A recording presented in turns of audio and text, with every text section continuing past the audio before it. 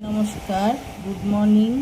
দেখো, আমি আজকে লক্ষ্মীর ঘট পাচ্ছি। পুরনো সমস্ত কিছু ফেলে দিলাম।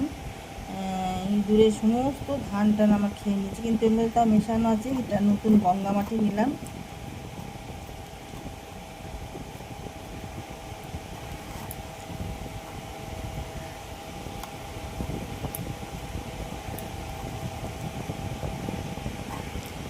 এর উপরে দিয়ে দেবো ধান।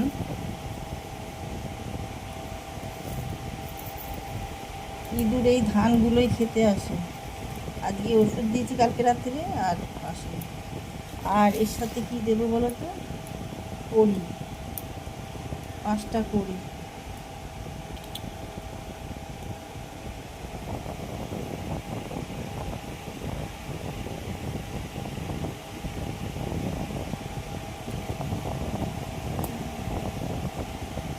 সুপারি,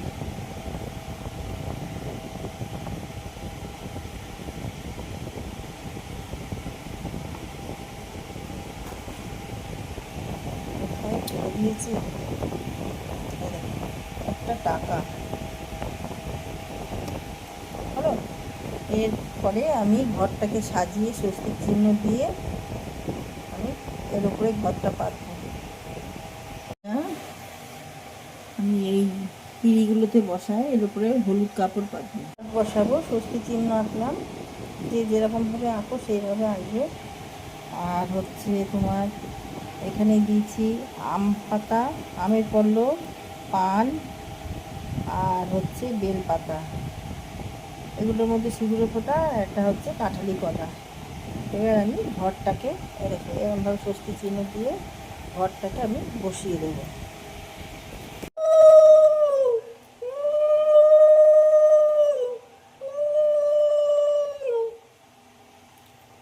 তোমরা কে কীভাবে ঘট বসাও জানাতে ভুলো না, জানিও আমায়। আমি এইভাবেই বসাই। এখন অনেক পুজোর কাজ বাকি রয়েছে। সবাইকে স্নান করানো হয়েছে ঠাকুরদের। এরপর পুজো হবে এক একজনের এক এক রকম নিয়মে। তো ভিডিওটা এখানেই রাখছি। দেখো, আমি এগুলো দিতে ভুলে গেছিলাম। দেখো, কাঁচা হলুদ আর এলাচ। মা লক্ষ্মী সুগন্ধ খুব ভালো পছন্দ করেন। আর দিয়ে দেবো একটু আতপ চাল। ব্যাস, আমার ঘট বসানো কমপ্লিট হয়ে গেল।